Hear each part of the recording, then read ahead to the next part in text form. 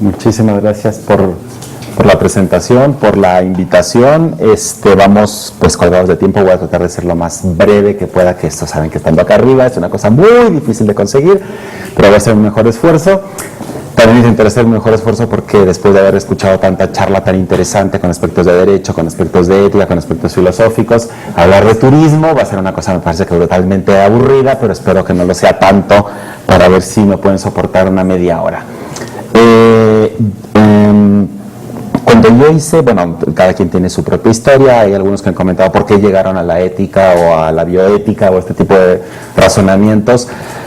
Yo mis antecedentes, yo estudié medicina, hice una maestría en biomedicina molecular. Cuando yo planteo con la gente del Instituto Politécnico Nacional, lo que yo quería hacer como tesis era buscar una caderina, los biólogos saben bien qué es eso, es una proteína de adhesión de membrana en embriones, para ver si los que no se implantaban no tenían esta proteína. Sobra decir, con todo lo que se ha dicho en este día y medio, que aquí hay científicos muy abiertos, pero hay otros que no lo son tanto, y aquellos, bueno, la verdad que la respuesta fue terrible para mí en aquel momento, y desde entonces tenía yo la cuestión de buscar por qué, dónde estaban los argumentos éticos para decir que aquello no era deseable, y que además, una cosa que yo veía tan clara, como que era mejor, en lugar de tirarlos, experimentar con ellos, por qué la ley general de mi país, la ley general de salud, lo prohibía. Entonces, haciendo un análisis respecto a las cuestiones clínicas del uso de los embriones en reproducción asistida, que ha sido mi línea fuerte, bueno, hay diferentes momentos en donde se podrían tomar decisiones respecto a esos embriones supernumerarios. Se ha tocado varias veces el tema de si los embriones podrían ser una fuente de células madre. Claro, yo siempre me pregunté, es que para que haya embriones que sean fuente de células madre, o los generamos para que nos den las células madre, o aprovechamos los que están sobrando, porque los embriones no cuelgan de los árboles. Entonces, a mí me parecía que si había clínicas que se dedicaban a esto, pues había que ir a preguntarle a la gente que tenía los embriones qué era lo que pensaban, que no me voy a meter en eso porque pues es solamente para puntualizar que hay distintos momentos durante el tratamiento en donde se podría plantear este tipo de situaciones, y no solamente con los embriones, sino que ya desde la década de los 90, Ruth Macklin, una conocida eticista norteamericana, se planteaba que este tipo de situaciones podrían llegar a generar un mercado, por eso la cuestión de empezar a enlazar estos temas con la cuestión del turismo, un mercado de gametos y de embriones, en donde la cuestión de la donación de gametos ya está bastante aceptada en la mayoría de los sitios donde esto ocurre, que medie una compensación económica, no un pago. Un gameto, yo voy a mantenerme con esta postura desde el principio, un gameto o un embrión tienen valor pero no tienen precio. El dinero que media para este tipo de actividades de donación no paga el valor del gameto. Lo que se supone que compensa es el hecho de desplazarse y esta serie de situaciones que tienen que ver con la pérdida del día y todo este tipo de situaciones que se han trabajado más o menos en la literatura. Entonces, mi investigación en el momento que hice el doctorado fue un comparativo latinoamericano respecto de cuáles eran los argumentos que daban a favor o en contra de donar y para qué donar los embriones los pacientes que habían ido a una técnica de reproducción humana asistida, una técnica compleja. Y eso me trajo un montón de situaciones que yo no tenía previstas en el primer momento de la investigación respecto a estas cuestiones sobre lo que es el turismo relacionado a la salud y a la medicina. Yo voy a poner los ejemplos aquí enfocados a lo que es reproducción humana asistida, pero creo que con la experiencia que se ha tenido respecto a estos temas y la literatura poca que hay respecto a estos temas, pudiera uno prever algunas situaciones respecto a las células madre y lo que se ha venido manejando en estos días. Entonces, para hablar de turismo hay que hablar de algunos temas muy, muy sencillitos. En 1925 surge la Organización Mundial de Turismo. Hay que ver que antes de 1950 prácticamente no hay literatura que hable de turismo, literatura formal. ¿Por qué? Porque entre el 50 y el 89 se incrementó en 17 veces el movimiento de turistas, esto es con datos basados en la OMT. En el 60 se crea el término de turismología, es cuando empiezan a aparecer publicaciones especializadas respecto a este tema. En el 76 se vincula con el Programa de Naciones Unidas para el Desarrollo, y desde 2003 la OMT es un organismo especializado de la ONU. Entonces tiene un peso especial hacer referencia a este organismo que voy a citar más adelante. ¿Qué quiere decir turismo? Esta es una enorme pregunta, me parece a mí importante para saber de qué vamos a hablar. Ya en la mañana con la doctora Brena Sesma citaba el caso del doctor Fernando Segers, yo lo conozco, es un chileno muy interesante que probablemente cite aquí algún ejemplo de él. Él apelaba a la definición que da el diccionario nos da una definición en sentido lato, en sentido amplio. El diccionario no dice lo que las palabras significan en sí, el diccionario nos dice, como todos saben muy bien, qué es lo que se entiende por el uso de esa palabra en un contexto y en un momento determinado. Entonces el diccionario de la Real Academia Española, que empieza a publicarse en 1726, introduce por primera vez en la historia de nuestra lengua el término turismo en 1918, no es una cosa que haya estado siempre ahí, y lo define en ese momento como la práctica de los viajes de recreo. La última edición, la 22ª, que es de 2001, se planea que para finales de este año esté lista la 23ª, que sería la última edición, lo define de estas tres maneras: como actividad de hecho de viajar por placer, conjunto de reuniones conducentes a facilitar estos viajes y conjunto de personas que realizan este tipo de viajes. Con estas definiciones, sobre todo en lengua española, se ha cuestionado mucho el hecho de vincular turismo con salud o con medicina, porque si voy a viajar por recreo, como a principios del 20, por placer o este tipo de viajes, pues como que no tendría nada que ver. Por eso quiero retomar una definición de la OMT y por ese sentido de mencionar la OMT, que en 1991 define el turismo así, como las actividades que realizan las personas durante sus viajes y estancias a lugares diferentes a los de su entorno habitual por un periodo de tiempo consecutivo inferior a un año con fines de ocio, por negocios u otros motivos, el motivo que ustedes quieran. Uno, me parece a mí, que es el que voy a defender aquí, es precisamente las actividades de salud y las actividades médicas, que también voy a tratar de diferenciar. ¿Qué elementos de estudio teóricos podría haber para abordar el problema? Yo lo voy a plantear como un problema, con el problema del turismo en general y aplicado a la salud y a la medicina. Bueno, un cierto escenario, vamos a ver que esto es importante para una cierta tipología, no todo turista médico es exactamente el mismo tipo de turista. Este involucra un origen y un destino y un factor que tiene que ver con el desplazamiento. Yo soy originario de Ciudad Juárez de Chihuahua, del norte del país, pero hace 2 años y medio que vivo aquí. Entonces, ahora en diciembre que tuve oportunidad de ir a mi casa, pues fui a lo que yo considero mi casa, pero por estas definiciones yo era un turista allá. Entonces hay que ver este tipo de situaciones que tienen que ver con el escenario, con los actores, que tienen que ver con los posibilitadores del viaje y con los viajantes. Hay factores socioeconómicos que me parece a mí que son los que permean más en toda la construcción que se ha hecho respecto de lo que es el turismo, en donde hay ese tipo de razones sociales y económicas, y en los viajantes un factor psicológico o motivacional.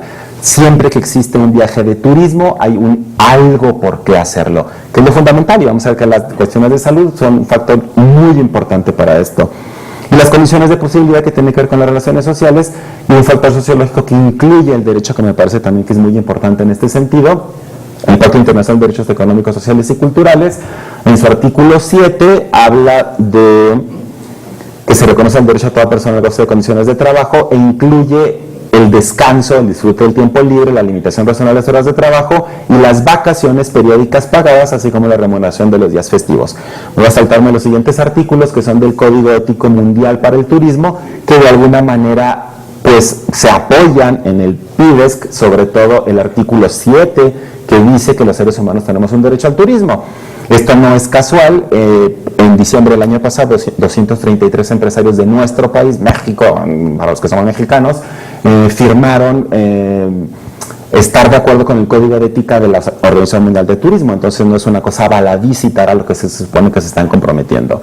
Entonces la primera relación que se puede establecer entre turismo y salud sería desde la perspectiva que tienen los médicos o desde la perspectiva propiamente turística, la que tiene la gente que se dedica a este tipo de investigaciones.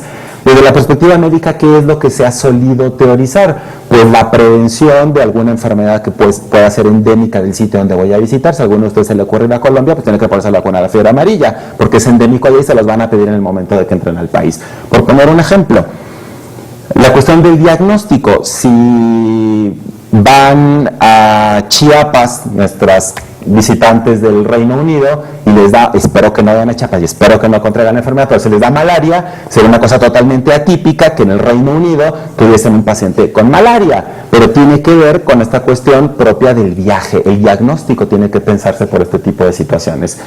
Se ha citado también la modificación de conductas en el caso de los seres humanos. Hay seres humanos que se desplazan de un sitio a otro para uso de drogas. Las drogas lícitas, por ejemplo, sabemos que en la frontera de nuestro país de México con los Estados Unidos son alrededor de 3.300 kilómetros de distancia, son 20 puntos de cruce internacional, y en muchos de los estados del sur de Estados Unidos la mayoría de edad legal para consumir alcohol son los 21 años. En nuestro país son los 18. Entonces yo que nací allá y que viví todo esto, para cuando yo tenía pues más de 18, que ya iba a los antros, porque soy ser humano y eso creo que lo hemos hecho todos en algún momento de nuestra vida, y aparte es muy divertido hacerlo cuando lo tiene uno que hacer. Sí, no, luego se la pasó en el tren y entonces ya no es igual. Desde luego veíamos mucha gente que era menor de edad en Estados Unidos, pero que podía consumir alcohol en nuestro país. Probablemente esto tenga que ver ahora con este estado, que no recuerdo cuál es en Estados Unidos, que legalizó, Colorado, que legalizó la marihuana, o el caso de Uruguay. Podría ser. Y también la cuestión de las prácticas sexuales con mayor riesgo, la cuestión de la trata de blancas, en el caso del comercio sexual, por ejemplo, es una conducta que se ve que se modifica cuando la gente viaja. Y otra de las situaciones que se han considerado desde la perspectiva médica, pues es el jet lag. Desde la perspectiva turística, bueno, el cuidado de la salud de quien viaja puede ser incluso una necesidad en cuestiones de alpinismo, de senderismo, pues porque es una necesidad de algo que podría ocurrir. Esto de manera general. El turismo específicamente de salud, esto voy a tratar de pasármelo un poco más rápido. Se puede hablar desde el mundo antiguo, en textos hipocráticos ya se hablaba sobre las aguas, aires y lugares. Es un texto en donde habla de la importancia del entorno. Entonces, si el entorno es importante, parte del tratamiento podría ser modificar, como no se podía modificar el entorno, modificar el sitio de residencia. Eso está desde hace 2500 años, que es el nacimiento de la medicina occidental. En la Ilustración hay varios motivos por los cuales esto del entorno vuelve a ser algo importante. Se intenta organizar otra vez la cuestión del laicismo y burocratizar el enfrentar las epidemias, que hasta entonces había sido potestad de la Iglesia. Saben ustedes que hubo una polémica muy interesante por saber de quién eran los pobres en aquella época, si del Estado o si de la Iglesia, y quién se hacía cargo de ellos. Y se empieza a retomar el estudio del entorno de los seres humanos, el entorno biológico en el caso de Thomas Sydenham, o Johann Peter Frank, el entorno sociocultural. Es el primero en la historia que plantea en un texto maravilloso que se llama La miseria, la madre de todas las enfermedades, que el entorno sociocultural es fundamental y determinante para generar la enfermedad. Y una cosa que es el naturalismo terapéutico, que ya no voy a mencionar aquí, pero la fuerza de la naturaleza para curar. Entonces, haciendo una tipología del turismo de salud para venir a estas cuestiones de reproducción y de células madre, la asociación que pueda haber, basado en el escenario, en esos factores que presenté en el cuadro al principio, habría un turismo de salud basado en bienes físicos de origen natural. Es decir, que la gente viaje hacia algún sitio porque se encuentren aguas termales o aguas minerales. Entendido esto como turismo de salud, precisamente no porque tenga que ver con el tratamiento de una enfermedad, sino apelando un poquito a esta definición tan citada y tan criticada de la Organización Mundial de la Salud, del estado de completo bienestar biológico, psicológico y social, y no solo la ausencia de enfermedad o invalidez. Es decir, no tener una enfermedad o no tener algún tipo de invalidez no de inmediato me hace sano, tengo que tener un cierto bienestar. Bueno, ese bienestar se puede buscar en este tipo de sitios. El turismo de salud basado en bienes físicos elaborados por el ser humano. Si se construye un balneario, si se construye un centro de retiro en donde yo me pueda sentir mejor, eso también se puede incluir como turismo de salud. El turismo de salud basado en bienes de conocimiento. En este país queríamos tener un poquito de todo. El ejemplo, por ejemplo, de María Sabina, una chamana que utilizaba hongos alucinógenos. Bueno, había gente que venía a visitar nuestro país solo por ir a verla, por este tipo de personajes. Y el turismo de salud basado en costes. Suele asociarse el turismo médico en tanto que requiere la erogación para poder obtener un tratamiento solo en los costes. Y lo que yo voy a tratar de plantear es que es una cosa bastante más compleja. Específicamente lo que tiene que ver con el turismo médico, con el turismo para tratar algún tipo de condición, algún tipo de enfermedad. ¿Quién se ha considerado como turista médico? Hay literatura muy poca respecto a qué ha sido el profesional médico. En el caso de que sea procedente de países desarrollados, cuando se desplaza a otros menos desarrollados para brindar atención a pacientes cuya situación económica geográfica les impide contar con tal tipo de asistencia. Es relativamente común ver cómo las misiones de países desarrollados, llámese países europeos, van a África, por ejemplo, van a Medio Oriente, vienen a América Latina, para poder dar un tipo de asistencia que no sería posible a la gente a la que se la están dando. Vean que no es para todo el mundo, hay siempre esta diferencia que voy a mencionar al final. Y a lo que habitualmente se menciona como turista médico es al paciente, cuando es el paciente el que se desplaza para buscar algún tipo de tratamiento. ¿Qué tipología se puede hacer según el consumo de los servicios? Bueno, hay turistas médicos que van desde el que es exclusivamente turista, yo me desplazo a otro sitio, en ese otro sitio mi fin es el ocio o el recreo, pero en ese otro sitio pudiera ser que yo tuviese alguna condición que me iba a visitar a un profesional de la salud y que me medique. Sería un turista medicado. Habría turistas médicos propiamente dichos que se desplacen a un sitio para obtener algún tipo de tratamiento y para gozar de algún beneficio del ocio. Habría pacientes de vacaciones. Si yo soy un diabético insulino dependiente y tengo que traer cargando mi insulina, soy un paciente que puede ir de vacaciones también. Y el exclusivamente paciente que va solo para poder obtener un tratamiento y que de otra manera no podría mejorar su condición de salud. Entonces, una cosa muy interesante, porque hay estudios sociológicos en donde se menciona esta hipótesis de la decadencia distancia dependiente. ¿Qué quiere decir esto? Que todos los seres humanos nos sentimos mejor cuando nos atienden cerca del sitio donde habitualmente desarrollamos nuestras actividades. ¿Dónde queremos, si tenemos IMSS? Yo no tengo, pero los que tienen IMSS, si tenemos IMSS, ¿dónde queremos que esté la unidad de medicina familiar? Al lado de mi casa.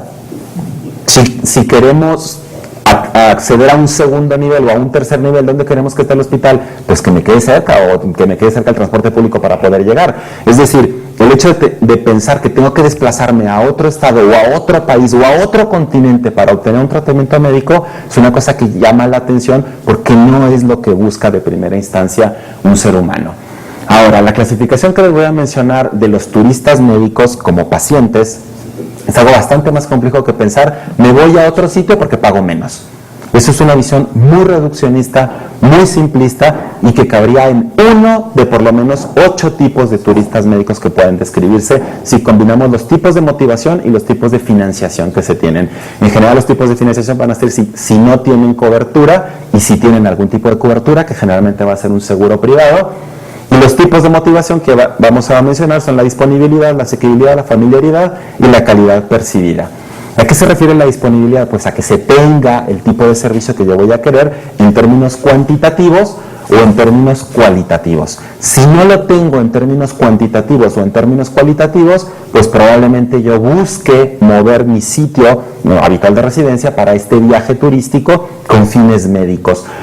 Estos ejemplos que empiezo a poner aquí ya tienen que ver un poco con la reproducción humana asistida, que ha sido lo que yo he visto. Un ejemplo, el tiempo de espera. Países europeos que tienen un sistema de salud público, como puede ser el caso del Reino Unido, el caso de España, algunos otros países en donde esto está escrito, pues probablemente el tiempo de espera que requiera una mujer para tener un tratamiento de reproducción humana asistida sean 3, 4 o 5 años, dependiendo de muchos factores. Si estamos hablando de una mujer de 40 años y su tiempo de espera es de 5 años, vuelve esto inviable. Entonces, muchas personas que viven en Europa y que tienen este tipo de situaciones, que tienen incluso la posibilidad de que el seguro público les pague los tratamientos, otra vez España y Reino Unido, porque es lo que está más documentado, pues se desplazan a otros sitios buscando una atención más rápida. El tiempo de espera en estos casos es determinante. Yo me pongo a pensar, pensando en la cuestión de las células madre, ¿qué pasaría si esto lo pensamos si los tratamientos con células madre estuviesen disponibles? Si estuviesen disponibles en el Reino Unido y estuviesen disponibles, por ejemplo, dentro de 3 o 4 años, pues esto haría inviable una lista de espera para un grupo amplio de pacientes. Tendríamos que ver esto para saber si esto pudiese ser un factor de turismo a futuro. Todo lo que voy a hacer aquí en cuestión de células madre pues son cuestiones más especulativas con los comentarios que voy a hacer aquí. Y la disponibilidad cualitativa respecto a la motivación geográfica para la movilización, el caso de la frontera, el caso de nuestra frontera con los Estados Unidos es muy peculiar. Ya les mencioné que son 3.300 kilómetros, es una brutalidad de distancia. Hay muchísima gente en la parte sur de los Estados Unidos que no solamente son el chicano que se piensa que va a México a recibir su tratamiento porque es de origen mexicano. No, hay muchísima gente originaria de los Estados Unidos, muchísima gente angla, que lo que busca es un tipo de atención diferente, más rápida, a veces ellos mismos refieren como más cálida que la que puedan encontrar en su propio país. Entonces las fronteras nos dan un tipo de motivación geográfica, las motivaciones financieras tienen que ver desde luego también esta cuestión cualitativa, que en grandes ciudades regularmente se van a encontrar tratamientos disponibles que no se encuentran en otras ciudades, sea a nivel privado o a nivel público. Si alguien tiene seguro popular y vive en mi estado, en Chihuahua, si quiere llegar a un tercer nivel de atención, como no sea aquí, difícilmente lo tiene. Hablando de nuestro sistema de salud tan peculiar con la fragmentación que tiene. Las motivaciones legales que tienen que ver con qué posibilita el marco legal o qué imposibilita para poder recibir un tratamiento. Por ejemplo, en el caso de salud sexual, los transexuales no pueden hacerse las cirugías que requieren cuando las requieren, porque no todo el mundo quiere operarse y a veces tienen que desplazarse. En el caso de la salud reproductiva, nuestro país también es muy peculiar para esto. La interrupción legal del embarazo, que eso es lo que significa la sigla, saben ustedes que es posible en el Distrito Federal, pero no en el resto del país, dado que somos una federación. Yo creo que esto es una cosa importante para pensar en las técnicas de reproducción asistida, porque los sitios en donde se hace reproducción asistida en nuestro país son generalmente ciudades grandes. Y no es casual que las ciudades que están en el norte del país, como Juárez, como Tijuana, como Monterrey, tengan disponibles servicios de reproducción asistida. Ante la poca población que tienen, ¿por qué tienen este tipo de servicios? Por la población norteamericana que viene. Esa es una de las primeras aproximaciones. La asequibilidad, si se puede hacer accesible el tratamiento o no. Se puede pensar que alguien pudiera tener un seguro médico que no cubra una determinada intervención o que cuente con un sistema de copago que no se puede cubrir. Muchos de los ejemplos que se han estudiado son en la relación entre México y Estados Unidos, pues por esta cercanía. O los Estados Unidos, en tanto que una economía enorme, que viajan prácticamente todo el mundo para obtener casi todo tipo de tratamiento. Por poner un ejemplo, el colocar una válvula cardíaca en India para un paciente de los Estados Unidos puede salirle viaje incluido $9,500. Esto está estudiado. ¿Cuánto le cuesta esta misma válvula cardíaca dentro del territorio de los Estados Unidos? $230,000, que desde luego no hay seguro médico que le cubra esto. Otra situación puede ser no contar con el seguro médico y que los costes sean prohibitivos, como el caso de cirugías vitales mayores, tratamientos dentales o procedimientos estéticos que no suelen estar cubiertos incluso por los seguros privados. La cuestión como motivación de la familiaridad, los factores geográficos que ya mencionaba un poco, la cuestión de los migrantes, no siempre es una cuestión de frontera. Hay pacientes europeos que prefieren, pacientes norteamericanos que viven en Europa y que tienen esa posibilidad de hacer la movilización para recibir los tratamientos, y factores culturales como la lengua o la religiosidad. Hay muchísima gente española que tiene la posibilidad económica de atenderse en algún sitio dentro de América Latina. Cuando yo hice mi cuestionario para la gente que tenía embriones, pues tuve que descartar casi la 10ª parte de los cuestionarios, lo cual fue una cosa brutal para mi investigación por mis criterios de inclusión, porque eran europeos que hacían sus tratamientos en América Latina. Yo no quería saber qué pensaban los europeos, yo quería saber qué pensaban los latinoamericanos. Y otra cosa importante es la calidad percibida. Es decir, no solamente la calidad en términos objetivos. La gente no siempre o muy pocas veces busca que el médico sea especialista, que el médico esté certificado, que el hospital esté certificado, que exista algún criterio cuantitativo de evaluación de la calidad, sino por el hecho de percibir o suponer que el tratamiento que va a recibir es mejor. Vuelvo al ejemplo del Reino Unido. El Reino Unido es el primer sitio en el mundo que en 1978 obtiene una niña, en muchos sitios ha sido primero una niña, por una fecundación in vitro. Entonces, si alguien dice voy al Reino Unido y voy a Oldham, que fue donde se consiguió la fecundación in vitro, pues es como decir voy a lo más de lo más. Necesariamente eso es mejor que acudir en algún centro de los muchos que hay en otros sitios de Europa o en América Latina incluso, que tienen tasas de embarazo similares a las que tiene esta clínica. Pues eso la gente no lo sabe, pero percibe que esto es mejor. En el caso de las células madre, me parece que el aparataje que hay en estas páginas de internet que ofrecen tratamientos de mil maravillas, pues podría generar una calidad percibida que no es tal dentro de la gente que podría consumir este tipo de servicios. Y desde luego los tipos de financiación con cualquiera de estas motivaciones que no tengan cobertura o que tengan la cobertura o que no la tengan. Lo habitual va a ser que no tengan la cobertura, pero vamos a ver que hay compañías que tienen incluso esquemas de seguros con financiación transnacional, que es una de las cosas que han hecho las compañías aseguradoras en años recientes. El turismo reproductivo se ha mencionado también con esta otra sinonimia, no me voy a meter en cuál sería la diferencia o no, pero como vemos hay una tipología que tiene que ver con la salud, una tipología que tendría que ver con la atención, y esto nos vuelve el fenómeno bastante más complejo. Algunos ejemplos de la realidad que tiene que ver con reproducción asistida y con algunos de estos factores que he mencionado, que no son solamente los costes. Pues los canadienses, ¿qué es lo que buscan? Donación de gametos anónima, porque en Canadá no es anónima la donación de gametos. En general, en Latinoamérica, las técnicas de reproducción humana asistida que involucran terceras partes, donantes de gametos y es decir, ovodonadoras y espermodonadores, se hace de manera anónima. Hay sitios, en el Reino Unido está legislado desde el 2005, que no puede ser anónimo. Es un donante conocido. Entonces, hay gente que eso no quiere para la construcción de su modelo de familia y por eso se desplazan, a pesar de que tengan la financiación del sistema público de salud y a pesar de que probablemente la espera 3 años, por ejemplo, para una persona que tiene 30, que no es una cosa muy grave, pero esto sí podría hacerlo, la donación abierta que se llama. En Estados Unidos el 25% de la población atendida por una técnica de reproducción humana asistida, es una sigla, es europea, la cuarta parte es europeo y el 39% es de Latinoamérica. Y al mismo tiempo hay gente en Estados Unidos que sale para una técnica de reproducción asistida. ¿A dónde sale? Fundamentalmente a Asia, y de Asia la India.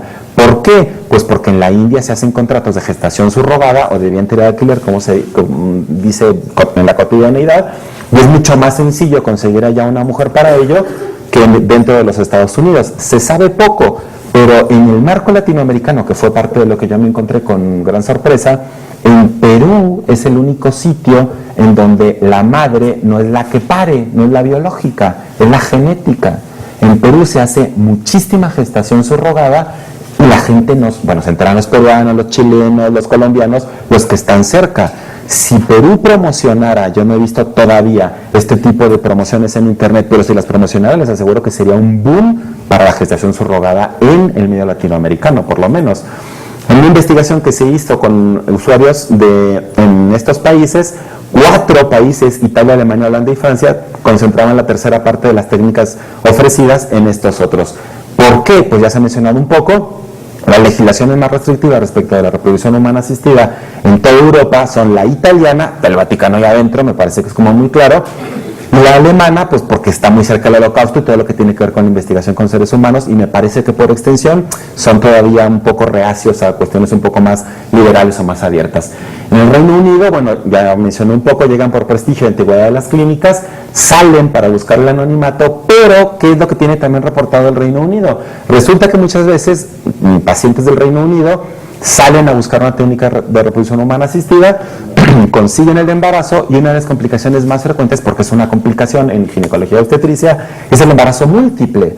Entonces, cuando regresan, las consecuencias del embarazo múltiple las tiene que atender el Reino Unido. Es una cosa que no es, ay, mira, ya conseguí mi embarazo y tengo 2 y qué felicidad. Claro, las mujeres cuando no han podido tener hijos, esto lo ven como una cosa fantástica, pero un embarazo gemelar aumenta un 330%, por ejemplo, el riesgo de parálisis cerebral infantil, y se va multiplicando exponencialmente el número de productos a la posibilidad de daño al feto. Entonces, las complicaciones para la madre y las complicaciones para la descendencia las tiene que atender el país de origen. La combinación más común para que la gente haga este tipo de movilizaciones pues son combinar anonimato con una legislación restrictiva en el origen y una legislación permisiva o ausente en el destino. Piensa en este cuadro con la cuestión de las células madre, que me parece que sería la cuestión en este sentido. ¿Qué soluciones teóricas han planteado? Bueno, me voy a brincar esto para ver ventajas y desventajas que se han planteado desde la mirada de los países centrales o países desarrollados, y desde la mirada de los países menos desarrollados, porque no es lo mismo lo que sería, es decir, no es correlativo a lo que es una ventaja para un país desarrollado que para un país menos desarrollado. ¿Qué ventajas se encuentran los países desarrollados en el turismo médico? Pues ahorran los costes para los pacientes nacionales, que finalmente van a gastar su dinero y es más fácil que gasten y que obtengan salud en otro sitio que en el sitio propio. Estimular una competencia sana, yo lo entrecomillé, con un posible resultado de la mejora en la atención de la asistencia sanitaria dentro del país de origen que estamos hablando, sea Europa, Estados Unidos o otro desarrollado. Proveer atención a los ciudadanos que dentro del país no la tendrían. Yo en algún texto menciono que los pobres de países ricos, cuando se desplazan a los países pobres, resulta que no son tan pobres, resulta que son más ricos que muchos pobres de los países pobres. Es decir, pobres hay en todos lados, pero el pobre europeo es un pobre que no tiene nada que ver con un pobre latinoamericano. El rico, salvo alguna excepción, que Carlos Slim es una cosa que se sale de todos los parámetros en este mundo, pero salvo estas situaciones poco comunes, la generalidad es esa. Mejorar la competitividad de las empresas como ventaja todavía del país desarrollado que luchan contra los altos costos por asegurar a sus empleados, proporcionar servicios de lujo y cuidado postoperatorio en entornos atractivos en tanto que turistas. Buscan ustedes Panamá IVF o In Vitro Fertilization, fecundación in vitro, y hay historias de cómo tuve a mi hijo en Panamá. Porque ¿cuáles son los paquetes turísticos en Panamá? Venga a Panamá, le hacemos su fecundación in vitro y le enseñamos el canal. Que es una cosa verdaderamente llamativa el canal de Panamá, la verdad que es una obra de ingeniería preciosa, pero pensar que voy a ir para tener la posibilidad de tener el hijo, porque tampoco es garantía la técnica, y ver un atractivo turístico es lo que resulta un poco impactante. Solo en la ciudad de Panamá hay 10 sitios que hacen reproducción asistida para una población de 1,5 millones de habitantes. Es decir, evidentemente estos 10 sitios no ofrecen los tratamientos para la población panameña, los ofrecen para otras poblaciones. En el caso que mencionaba en la mañana Ingrid Brena, pues cuando en Costa Rica se prohibió legalmente la fecundación in vitro, ¿a dónde se iba toda la gente de Costa Rica que tenía la posibilidad económica para hacerlo? A Panamá, la mayoría. Había gente que brincaba a Panamá y se iba a Colombia, se iba a Venezuela, pero pues un poquito de la región del Caribe. ¿Qué desventajas se encuentran? Pues la interrupción en la continuidad de la atención, como podría ser el caso de estas mujeres embarazadas que regresan a atenderse en el país de origen, como lo que está reportado en el Reino Unido. Plantea problemas éticos acerca de algunas actividades, algunas, yo diría que todas, pero bueno, ya diré al final porque creo que todo tiene una base ética cuestionable. Plantea problemas acerca de la calidad, seguridad y adecuada certificación de los profesionales y de los centros hospitalarios, porque los criterios no son los mismos de país a país. Implica el estrés propio del viaje, que en el caso particular de la producción es una cosa que sabemos que afecta negativamente. Representa una pérdida de ingresos para los hospitales y las clínicas del país desarrollado, obviamente en términos pura y netamente económicos, pero eso es una desventaja, y fomenta una posible propagación de enfermedades de agentes infecciosos de peores consecuencias que la propia del turismo en general, porque no es lo mismo llevarse pues un parásito intracelular en el caso de la malaria que traer una bacteria con algún tipo de resistencia en un medio hospitalario. Entonces estas son cuestiones que se han planteado desde la mirada de los países desarrollados. ¿Qué se puede decir desde la mirada de los países menos desarrollados como el nuestro? Pues, en tanto que ventajas, una generación de ingresos, ventajas, aquí lo hubiese yo entrecomillado, pero lo voy a entrecomillar ahora, una generación de ingresos con capital extranjero, claro, pero cuando ingresa este capital extranjero no se distribuye equitativamente entre la población. Es un error pensar que este tipo de ganancias van a beneficiar a la economía del país. Beneficiarán, uno, los índices macroeconómicos, pero dos, a la población en general no le llega. Cuando ustedes vean un paquete turístico todo incluido, ¿eso a quién beneficia? A la aerolínea, al hotel, a quien les va a dar los alimentos, pero no a la gente del lugar. Si se van a Cancún en un paquete de estos, que es una playa preciosa desde luego, pues, si quieren beneficiar a la población, vayan y compren algo a la gente que hace artesanía, porque no le va a llegar ni un peso de lo que ustedes están pagando. Todo eso está estudiado también desde el punto de vista económico. Estimulación para el desarrollo de infraestructura para el cuidado de la salud de foráneos. Claro, el cuidado de la salud de los otros. Si ustedes ven aquí los hospitales de la ciudad, hay muchísimo hospital privado, Médica Sur, el Ángeles, que ven ustedes el hospital y el Hotel 5 Estrellas a un lado. Y no es casual que tengan un pasillo que los une. O sea, no se necesita estar mal pensado. Y si ustedes se meten a la página web de estos hospitales, tienen su página especial para turismo médico y les ofrecen los paquetes especiales. Entonces efectivamente se mejora la infraestructura para el cuidado de la salud de esos que pueden pagar que vienen de fuera o de los que pueden pagar que vienen adentro. Si alguien tiene seguro popular, ¿puede entrar a un hospital de estos? Desde luego que no. Y es la mayoría de la población.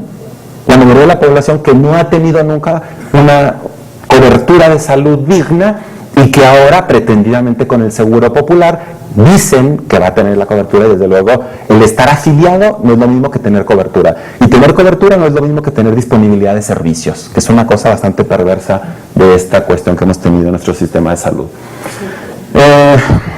Otra ventaja, entrecomillada, sería la promoción de retener graduados médicos internacionales en sus países de origen. Se ha hablado mucho de la fuga de cerebros, de cuando un médico especialista se va a otro sitio a ejercer la profesión, pues para obtener dinero dicen, no, pues con esto ese especialista se puede quedar aquí. Claro, yo digo que el problema ya no es la fuga de cerebros, yo le llamo una fuga de atención, porque la atención no se la está brindando a la población del país de origen, se la está brindando a la gente que viene de fuera o a la del país de origen que puede pagarla.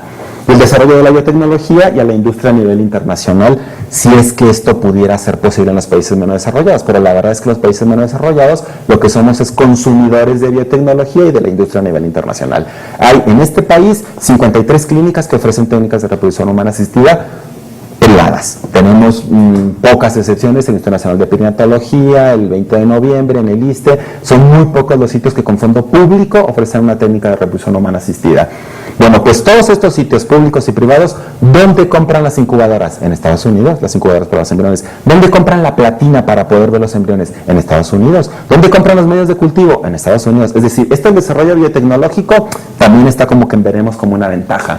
¿Qué desventajas tendría para países como los nuestros el turismo reproductivo? La desviación de recursos para atender a la población turista y no a la local. Al final a ver si puedo dar algunas cifras, pero desde luego en el último año se ha invertido muchísimo más, por lo menos unas 25 veces más en medios para atender a la población turista que a la población local. Prácticamente no se ha invertido nada en el seguro popular, más que la cuestión de la promoción. Estoy con el seguro popular porque es de lo último que tenemos en el país y porque es una cosa que yo critico mucho. Lo han notado en estos últimos 30 minutos. Acentúa las inequidades norte-sur y sur-sur, es decir, se ha hablado de esta brecha entre países desarrollados en el norte y los países menos desarrollados en el sur, pero también aumenta las inequidades entre los países menos desarrollados, porque cuando uno ve el mosaico latinoamericano, no todos los países tienen, no es lo mismo ser pobre en Bolivia que ser pobre aquí. Tenemos también en Bolivia hay solamente 2 sitios donde ofrecen reproducción humana asistida y en uno de ellos ni siquiera criopreservan porque el ginecólogo que es el dueño del centro todavía no tiene la máquina para poder criopreservar. Entonces hay que ver este tipo, y los pacientes saben que los embriones supernumerarios los van a tener que desechar porque no los pueden congelar. Vean la cantidad, eso a mí sí me parece monstruoso. No que investiguen en ellos, me parece monstruoso que los tengan que desechar porque ni los van a aplicar después clínicamente, ni pueden hacer investigación. Eso sí es terrible. Se ha mencionado que este tipo de tratamientos sería como un subsidio para los ricos, porque claro, finalmente si un rico en un país menos desarrollado puede acudir a un tipo de tratamiento de estos, pues está realmente en jauja. Y la cuestión que tiene que ver con la comercialización del cuerpo o de sus derivados, lo que hay más en la literatura respecto a los trasplantes, y habría que ver si las células madre cabrían dentro de este tipo de desventajas en cuanto a la comercialización. Hay una atracción de los profesionales médicos de los lugares de destino a dejar sus labores en instalaciones públicas para centrarse en centros privados que atienden a los turistas médicos que pueden costarse los tratamientos. Yo no he hecho una investigación empírica para poder preguntarle a los estudiantes de medicina dónde quieren trabajar, si en Médica Sur o en el IMSS o en la Secretaría de Salud, pero les aseguro que si vamos a preguntarles, muchos, yo no sé cuántos, su objetivo sería tener la consulta privada para poder ganar dinero. También resultaría una posible exposición a enfermedades nuevas, pues pensando también que habría alguno de estos turistas que trajera algún microorganismo con algún tipo de resistencia. ¿Qué tipo de balance podríamos hacer? Bueno, se ha mencionado un pentágono del turismo sostenible con una economía saludable, bienestar de los locales, satisfacción de los invitados, protección de los recursos y cultura saludable, cosa que ya veo muy difícil de alcanzar en cualquiera de nuestros países menos desarrollados. ¿Qué factores encuentro yo aquí que colisionan? Pues el cuidado de la salud y su ética, el turismo y su ética y el papel que juega el Estado en todas estas situaciones. ¿Qué problema fundamental veo? Y que ya por fin voy a terminar, quería ser breve, llevo 38 minutos, pobres de ustedes, espero que por lo menos haya sido con la velocidad que hablo un poco entretenido seguirme. Por lo menos con la intención de seguirme, ya si no les interesa, bueno, ya me lo verán al final. Para mí, el turismo médico y todas sus posibles manifestaciones, como el turismo reproductivo, es un resultado directo de la globalización del proceso de salud, enfermedad, atención, en un mundo neoliberal que asume que la salud no es más que un servicio que se vende y se compra como cualquier otro. Se ha mencionado varias veces la cuestión de comprar y del capitalismo, de la cuestión de la globalización, pero yo creo que para decirlo con la crudeza que tenemos en nuestro país y en este momento, es esto. Si no viviéramos en este mundo globalizado y no tuviéramos esta consideración, esto no existiría. Si todo el mundo mundial, como dicen los españoles, si todos los países consideraran que el derecho a la salud es un derecho fundamental y todos los países tuviesen un sistema de salud público y universal, no existiría esto. Punto. Así de sencillo. ¿Por qué existe? Porque subyace la globalización y el neoliberalismo que promueve la globalización, pues también del mercado de la salud. Entonces los problemas yo los veo con el modelo económico neoliberal, que está plasmado también en el seguro popular. Cuando uno ve cómo es la estructura del seguro, finalmente es una serie de proveedores secundarios a los que les va a pagar el Estado. En lugar de que el Estado se ponga a reforzar las estructuras básicas para proveer salud, lo que va a hacer es ahora pagar intermediarios, que es lo que piensa hacer con lo que está haciendo, afiliando a toda la gente. Y la globalización del cuerpo, del turismo médico, yo me pregunto, ¿y la globalización de los derechos humanos dónde quedó? Como el derecho a la salud, que es el que me interesa en este momento, y el papel que pudiera tener la OCDE en este tipo de situaciones. ¿Cómo afrontar esto? Pues hay gente que dice que debería existir un espacio para el diálogo y la investigación conjunta. ¿Vamos de acuerdo? El liderazgo de los ministerios de salud. ¿Por qué de los ministerios de salud? Porque generalmente el liderazgo lo tienen factores económicos, no lo que tiene que ver con la salud. Mecanismos institucionales de coordinación, que habría que ver esto otra vez, el quién decide y cómo va a decidir y qué es lo que va a decidir cuando decida aquello que decida. La participación significativa con los interesados directos, una base de evidencias sólidas que solamente la investigación científica nos va a poder brindar, clínica o básica. Y una verdadera deliberación supranacional. Mientras nos pongamos más o menos de acuerdo, podríamos encontrar situaciones terriblemente difíciles como esto que tiene que ver con lo supranacional. En el caso de la reproducción asistida, hay un ejemplo que a mí me gusta citar. Turquía desde 1983 prohíbe la donación de gametos. Que bueno, si están en su país, pues es la forma como ellos han encontrado su proceso legislativo para materializar algunas cuestiones éticas. Recuerden que es un país islámico. Pero resulta que había muchas parejas turcas que se iban a la Unión Europea para buscar algún donante de gametos, conseguir el embarazo y regresar a Turquía. Pues de 2010 es el primer país del mundo, que yo tenga noticia, que penaliza una conducta llevada a cabo fuera del territorio nacional. ¿Qué quiere decir esto? Que si una pareja turca va a un país europeo generalmente a buscar un donante de gametos y regresa a la mujer embarazada, pues tiene prisión. Es una cosa terrible. ¿Qué va a pasar con el tratamiento con células madre? Si nos gobierna otra vez, o no sé si es que las derechas entre PRI y PAN ya están muy desdibujadas, es casi lo mismo. Si nos gobernara un representante de esta visión de derecha que prohibiese ese tipo de tratamientos e intervenciones, ¿penalizaría que se consiguieran en el extranjero? ¿O evitaría que, como preguntaban en la mañana, que se importaran los embriones? Pues habría que ver qué cariz político va a tener este personaje hipotético que estoy pensando, que no está muy alejado de cosas que hemos tenido recientemente. Ya para cerrar, bueno, estas son algunas imágenes. Es un documento que está disponible en la página web de la Secretaría de Economía vinculada al sector salud. Y es todo un dossier dedicado al turismo. Ellos le llaman turismo de salud. No es exactamente la misma terminología que he manejado yo, porque ellos se apegan a esta terminología que es de Organización Mundial de Comercio. Aquí no existe un Ministerio de Salud, aquí no existe la Organización Mundial de Turismo, aquí existe la Organización Mundial de Comercio. Entonces lo que se puede comerciar es lo que ellos hablan aquí como turismo de salud, turismo médico, turismo de bienestar. Que te vas al spa y te ponen las células madre para que rejuvenezcas y todo aquello. Es una forma de turismo de bienestar respecto a este tipo de situaciones. ¿Qué llama la atención en este documento? Pues el rango de ahorros en procedimientos médicos en nuestro país va de un 36 a un 89% en relación con lo que se puede gastar en un país desarrollado.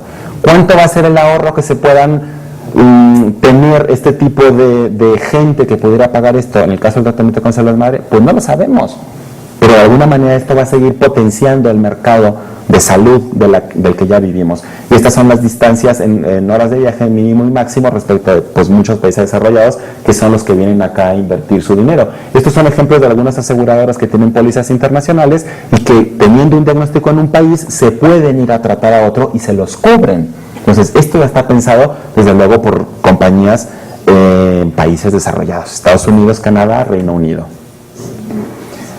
El segundo sitio en el mundo para destino de pacientes en turismo médico es nuestro país.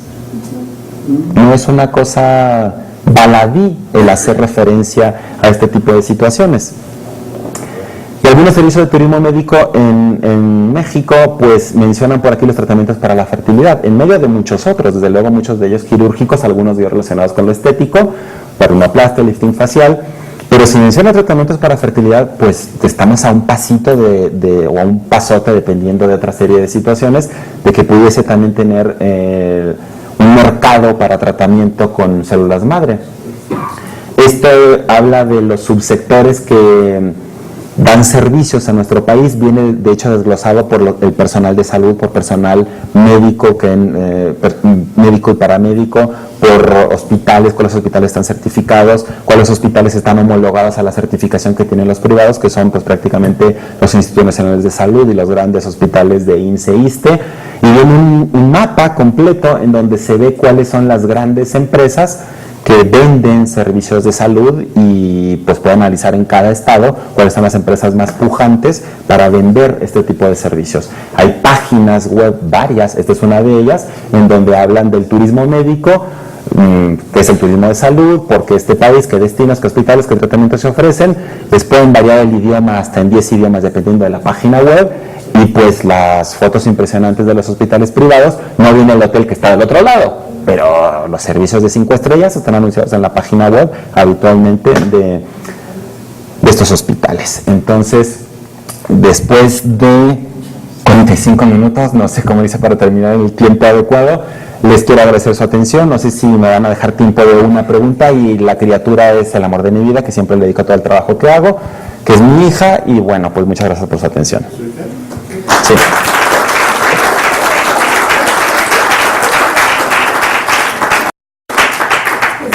No sé si hay tiempo y aire. Aire no, sí. Muy bien. Preguntas, comentarios.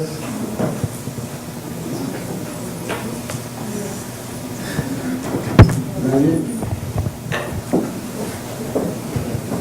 Un comentario, no sé si conozcas del caso de una pareja alemana que justo salen a hacerse un tratamiento de fertilidad fuera de Alemania, y cuando regresan, no sé en qué acabó el caso, pero la corte no le quería otorgar la nacionalidad al hijo, porque decían que justo que como dentro de Alemania ese tipo de procedimientos eran ilegales, luego este hijo no podía ser justamente alemán, sino tenía que tener la nacionalidad del país en el que se practicaba el tratamiento. Entonces, Sí. justo también, no solo, o sea, el turismo médico también no solo como que afecta a aquellos, sino cuando hay un tercero, que sería en este caso los hijos de aquellos producto de las técnicas de reproducción asistida, sí, también se ve como envuelto en todo este problema legal y supranacional. Sí. No mencioné aquí, pero la forma como suponen que el derecho intervendría en este tipo de regulaciones para promoverlas o para prohibirlas, particularmente con la reproducción asistida, sería a través de una práctica determinada dentro del país, que en este caso sería la ovodonación, la espermodonación, la donación de embriones o la gestación subrogada, que ahí también tiene que ver una tercera parte que es la gestante subrogada. Podría ser penalizar a la pareja, penalizar a las terceras partes, penalizar a los profesionales de la salud, o bien penalizar un resultado de la técnica, que en este caso sería la cuestión de la filiación. Supongo que fue el primer caso, y la verdad yo tampoco sé en qué terminó, porque cuando existe este tipo de regulaciones y la ley no está del todo clara, porque hasta donde yo sé la ley alemana no prohíbe esto, tendrían que haber hecho un juicio, supongo que habrán terminado como muchos alemanes en Estrasburgo, pero no lo sé. Un caso español que sí conozco es que en España la gestación subrogada no la permite la ley de reproducción humana asistida. Entonces, pero permite el matrimonio entre personas del mismo sexo mucho antes que en el Distrito Federal. Entonces, la primer pareja de homosexuales masculinos que fue a California para tener una gestación subrogada y así tener su hijo, lo que hizo fue que en el consulado español en Los Ángeles consiguió el libro de familia, que es como el acta de nacimiento de nosotros.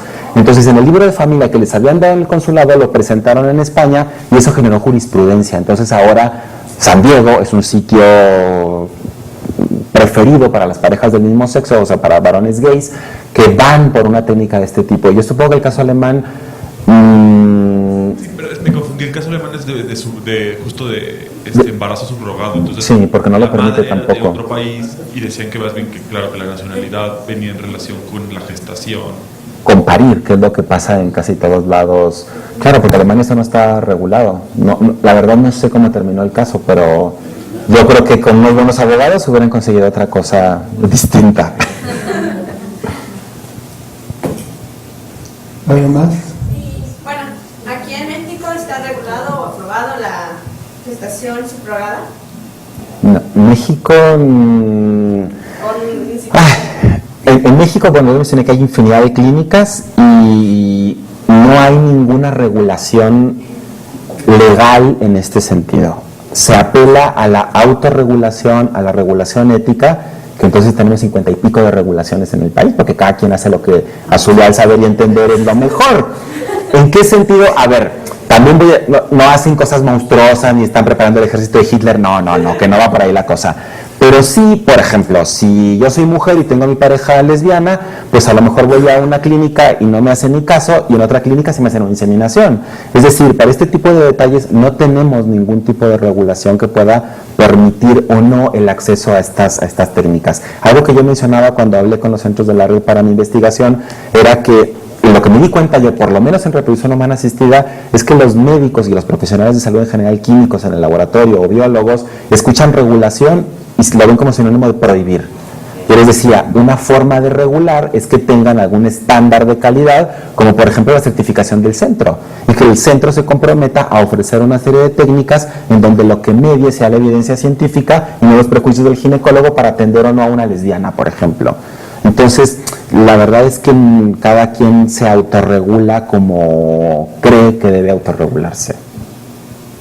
Que a veces eso es mejor a una ley prohibitiva, como el caso de la reproducción asistida, que no esté regulada, a que se ponga la ley que dijera que ya no se puede hacer nada desde hace 10 años. Sí.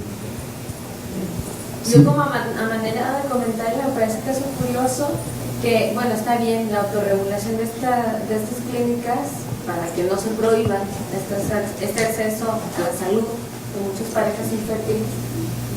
Pero me parece dato curioso que ahí en ese dossier que presenta del turismo médico sí se presente el turismo de infertilidad cuando no tenemos nada al respecto. Es un dato curioso porque moralmente la moral que tenemos en la sociedad es que no deberíamos de crear embriones in vitro, mucho menos para implantarlos, o no deberíamos estar jugando a ser dioses. Son los argumentos que escuchamos muchas veces de los sectores conservadores, pero al final de manera oficial lo tenemos.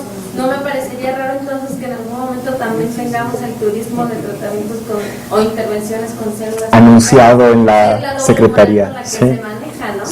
Es una cosa curiosa porque yo no lo mencioné, pero hay una red que es un organismo supranacional meramente moral, no tiene ningún tipo de capacidad jurídica, la Red Latinoamericana de Reproducción Asistida, en la cual los centros se afilian voluntariamente para enviar sus datos y uno sabe qué datos tiene cada centro, uno sabe cuál es el que tiene la mejor tasa de embarazo, la mejor tasa de recién nacido vivo, porque no es lo mismo. Una cosa es que la prueba de embarazo salga positiva y otra cosa es tener el bebé en la casa. Y tener un bebé sano, eso ya es otra cosa posterior, o sea, no tiene mucho que ver una cosa con la otra. Y en este sentido la red tiene un documento de 1995 en donde menciona cosas muy interesantes, para mencionar una de ellas con respecto a esto de la doble moral. Ellos dicen ahí que la aplicación de las técnicas es deseable solamente, y lo dice así taxativamente, en parejas heterosexuales infértiles.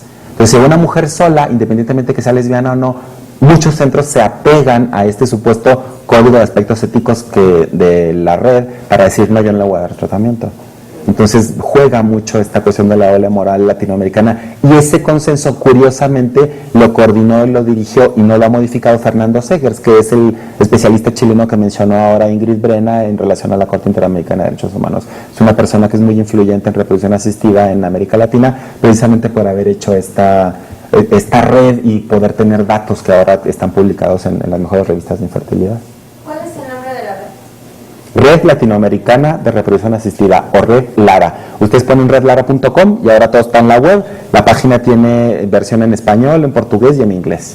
Entonces tienen ahí una serie de documentos que ha publicado la red, tanto desde el punto de vista técnico como manuales de criopreservación, esta cuestión del consenso de aspectos éticos que le llaman ellos. Yo en mi tesis del doctorado dije que era un destilado de prejuicios latinoamericanos porque se reunió mucha gente de toda América Latina y les quedó como anillo al dedo, y tienen algunos documentos relacionados con ética, como una serie de formularios de consentimiento informado que yo participé en ese proyecto, por ejemplo.